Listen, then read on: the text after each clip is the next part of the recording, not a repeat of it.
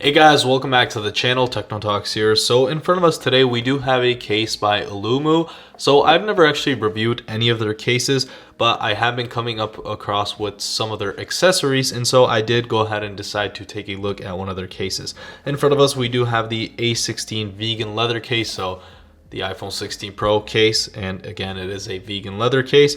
So without further ado, let's go ahead and check this out. Starting off with the packaging, this does look very nice. The case is on the pricier side compared to some other cases. However, we do get a very nice packaging, and we do get some information down here like soft and lavish touch, anti-scratch, upgraded CPU cooling function, which is something that I have seen on the packaging right here as well, and I am actually wondering if that's actually functional. Color changing temp sensing indicator, which is really cool. Ergonomic design for capture button, and MagSafe compatible. All things that we will go ahead and test out. Other than that, I think we can actually take a look at this case. So all we have to do is pull this tab right here, and inside we do have our case, which looks very cool in my opinion. I feel like it has this nice futuristic design to it while looking very nice and clean with that leather finish. So the one I have here is going to be in the black color. They have three more colors. They have white, they have touch black, and touch white. I think it's a lighter black and a lighter white, so basically gray, and then I'm not really sure what the white would look like.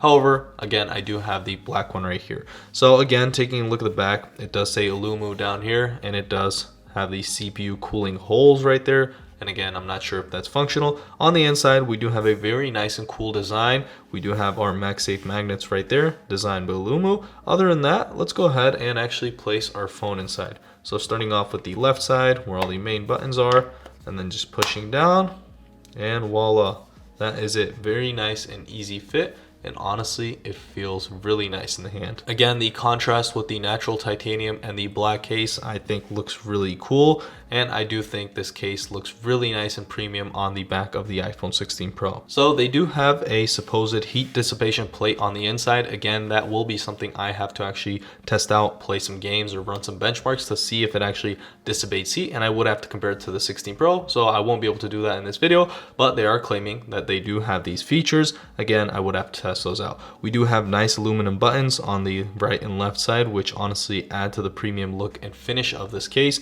We do have a cutout for our camera control, and it is a very wide cutout. As you can see, it does come out to the back where you can actually see the exposed backplate of the iPhone 16 Pro. This probably won't really affect too many things regarding protection. However, unless you're very unlucky and you just hit that very edge right there to the edge of something else, then that's just you being very unlucky in my opinion, because this case, other than that, does cover every single area. We do get a nice large camera ring, so if you do drop it on its back, your phone should be fine in most circumstances. Again, we do have a nice leather finish on the back. This is vegan leather. We do have a microfiber inner lining, so your phone will stay very nice and premium without getting scratched up. I do have a third-party screen protector on here, and as you can see, it does work really well, and we still do have a very nice lip going above the front display. So again, if you do drop it on its face, your phone should be perfectly fine, even with a third-party screen protector. Up top, we don't really get a special cutout. However, the case does not cover the front-firing speaker grill.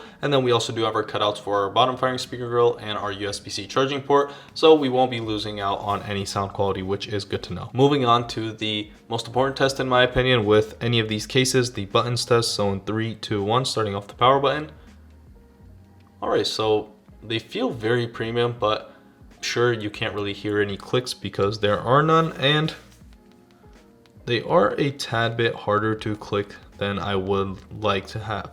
So even though this is a very nice and premium feeling case, unfortunately they have done a not so decent job on the buttons in my opinion, so that is going to be a negative for me. Moving on from the buttons, let's go ahead and actually take a look at the camera control. I do want to see how it feels with this case right here. So in this landscape format, which I do think a lot of people will use that camera control, because I really haven't used it in the vertical mode. It just doesn't feel right. So if we do go down like this, really nice and easy to click in my opinion. Boom, double tap, switch through cameras, go ahead and swipe through. Again, taking another photo. And once again, double tap and go back to our zoom. So again, very nice and easy to use, and that is mainly because of that huge cutout that they've given for the camera control, which I haven't seen a lot of companies do. Usually the cutout is around there, and they actually don't really expose the back end right there. Again, I'm not sure how that's gonna incorporate to the protection of the phone, but I don't really think that will be an issue. And again, vertically, really not something I enjoy using. I don't really even use it that much, but you can use it if you do really need to. So you do get the option to, but again, it's not really my favorite way of using this button. All right, another thing about this case is obviously going to be the MagSafe. If you're not making a MagSafe case at this point, I really don't think you should be making a case, because if the iPhone has a MagSafe, your case should be able to give you MagSafe, and that is what we have right here. Again, you can't really see any indents, but it should line up perfectly. I do have a third-party power bank right here, and let's go ahead and plop it on. Boom.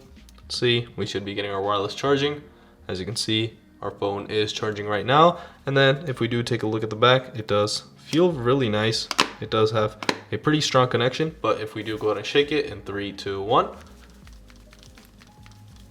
Again, very nice and strong magnets, just tilt it to the left a little, so no issues on that end. Also, if you are using a MagSafe wallet, you probably won't have any problems with that either. As you can see, everything stays on there perfectly. Finally, I'm gonna go ahead and run a couple of benchmarks to actually see if that CPU cooler really is doing its job, and also see if this indicator is actually going to change colors. Here's a nice little time lapse of that indicator actually changing its color while running a benchmark. So after that time lapse, as you can see, here is a look at what that indicator looks like. So it has turned yellow. It was bright red, now it's bright yellow. And according to Aulumu, that is when your CPU is heating up, it turns into a yellow color. So that is basically gonna wrap it up for this video. As always, if you did enjoy this video, make sure to like and subscribe. And again, if you do wanna check this product out, there will be a link in the description. So see y'all in the next one.